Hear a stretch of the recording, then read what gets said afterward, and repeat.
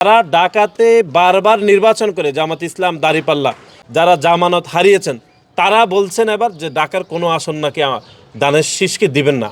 আমরা মতো হচ্ছে যিনি জনাব তারেক রহমানের যিনি প্রতিদ্বন্দ্বী প্রার্থী তিনি যে ভাষায় বলেছেন, আমরা বলেছি যে আমরা ভোটের মাধ্যমে ওনাকে পরাজিত করব, কিন্তু উনি বলছেন কোনো আসনই দিবেন না। তাতে যে ভোটের দিন হয়তো তিনি জোর করতে পারেন, তিনি হয়তো সংঘর্ষ বাঁধানোর এক ধরনের পায়তারা করতে পারেন, নতুবা এরকম বক্তব্য তিনি দিতে পারতেন না। টানা তৃতীয়বার অর্জন করেছে দেশের সেরা সুপার ব্র্যান্ড স্বীকৃতি বসুন্ধরা টিস্যু।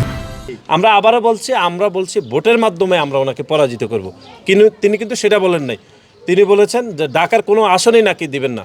যারা ঢাকাতে বারবার নির্বাচন করে জামাত ইসলাম দাঁড়িপাল্লা যারা হচ্ছে তাদের জামানতই রক্ষা করতে পারেনি, বারবার বছরের পর বছর যারা জামানত হারিয়েছেন তারা বলছেন এবার যে ঢাকার কোনো আসন নাকি দানের শীষকে দিবেন না। আমরা ওনার থেকে নিতে চাই না, আমরা জনগণই ভোট দিয়ে আমাদেরকে জয়যুক্ত করবেন।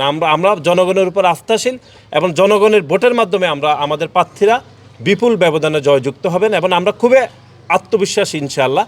এবং অতীতে আমরা আবারও বলছি, অতীতে জামাত ইসলাম ঢাকার কোনো আসনে ভালোভাবে জামানতই রক্ষা করতে পারেনি, তারা এবার আসছে হচ্ছে আমাদেরকে আসন দিবেন না এরকম ঘোষণা দিয়েছেন।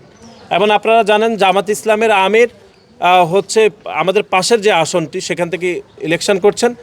আমরা আপনাদেরকে স্মরণ করে দিতে চাই, উনি ওনার এলাকাতে 3বার নির্বাচন করে সব মিলিয়ে 42,000 ভোট পেয়েছেন।